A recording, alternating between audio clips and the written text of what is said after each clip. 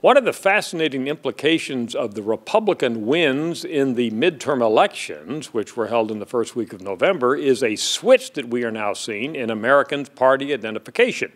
This is not unusual. I'll come back to some historical examples in a moment, but look at these fascinating data. Prior to the midterm elections, Americans were more likely to identify with or identify as Democrats than Republicans by a 4-point margin.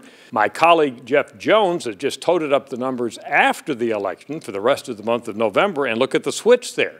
We now have Americans by 1 point more likely to identify as Republicans than Democrats. We don't know about cause and effect, but we do know that after the elections, when the Republicans did well and all the visibility about the Republican victories, we have this slight change of heart on the part of Americans when we call them up and ask them with which party they identify. Now, back to history.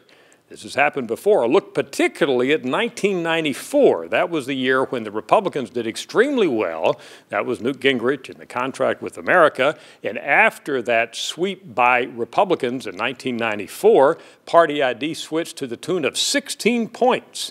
Americans had identified as Democrats prior to that election.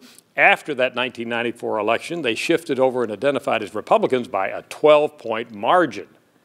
How long will this last? We'll monitor this through December and into 2015. We would expect that things will snap back where the Democrats will be slightly on top on this measure. But the key here, one result, at least in the short term, of the midterm elections is Americans right now, even as we speak, more likely to say they are Republicans than to say they're Democrats.